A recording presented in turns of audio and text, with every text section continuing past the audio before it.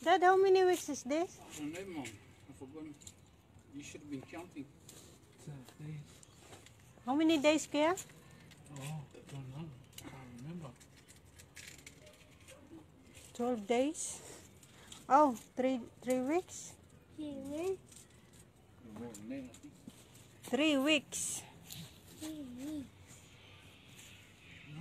be about roughly there, bro. No. Dad, this is red cabbage, right? Yeah, that's red cabbage, right? Ano yung red cabbage, guys? 3 weeks lang. Tapos, yung fertilizer is organic. Yung mga lata ba? Among gilubong. Tapos, worm.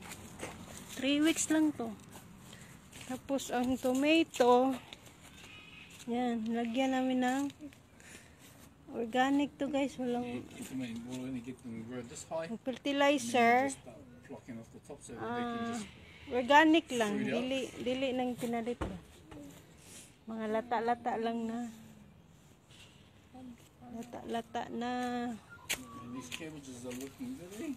Panit sa gulay, panit sa prutas. The soil, that's why. Red cabbage. Pang salad.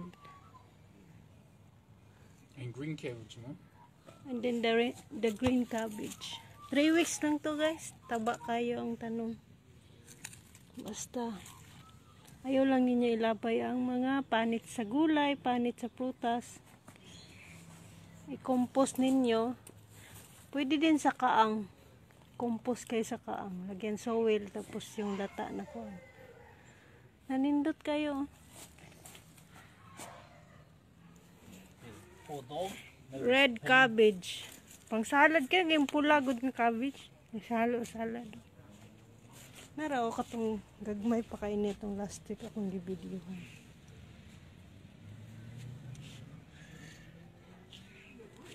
Ang isa ka bed, amo pang gibutangan o. Litos. Pang salad, mong gitanong. Okay.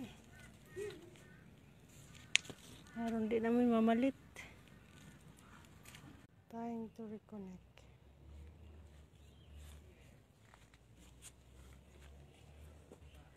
Mga 3 weeks lang to, guys. Sometimes when you water it, they bend over. Ito nakataba. Taba talaga ang soil. Pag taba ang soil, taba din ang tanom. Look at that. Broken. Because I used it, I'll make the mover.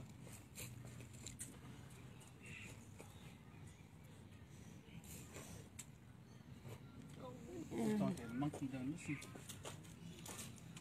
Sometimes.